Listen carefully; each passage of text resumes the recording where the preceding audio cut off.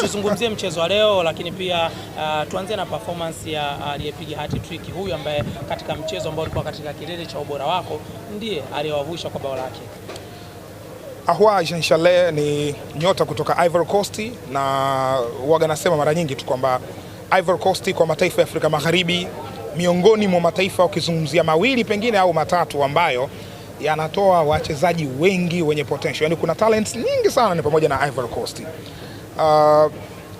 Ivory Coast katika muktadha wa Kitanzania wa Kiafrika, katika mataifa yote ya Afrika Magharibi, taifa ambalo limebakia kwenye ramani ya soka kwenye ngazi ya klabu ni Ivory Coast. Ni ASEC Mimosas ndio timu pekee kutoka Afrika Magharibi iliyonyosha misuli, inaonyesha misuli.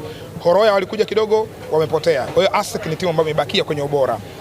Ivory Coast ni ligi yenye mvuto kwa ligi zote za Afrika Magharibi kwa sasa. Kwa hiyo mchezaji akiwa anatokea kwenye ligi ya namna hiyo, unaona kabisa kwamba sio mchezaji mwepesi. And mind you, huyo mchezaji kawa MVP. Njoo hapa nyumbani, angalia hawa wachezaji wanaokuja hapa nyumbani kutoka Ivory Coast. Most of them wana perform, wachache wana fail. Zamani tulikuwa tunachukua wachezaji ambao madaraja yao yako chini. Akina Ikpe na Mien. Madaraja yale yako chini kwa sababu hata bajeti zetu pia zilikuwa ndogo. Sasa hivi tunaenda kuchukua ile cream A list ya wachezaji. Kwa hiyo tunachoona hawa wanakuja huku wanafanya vizuri hivi sio kwa bahati mbaya. Ahoua ni mchezaji ambaye probably unaona kabisa kwamba ana nguvu. Kesho tunaenda kutangaza tuzo za MVP kwenye category, no doubt tunafikiria kumuona. Sio?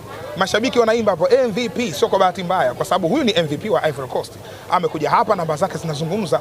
Amefunga magoli 15 so far, ameassist mara 7. Kwa hiyo ni mchezaji ambaye amehusika kwenye magoli 22.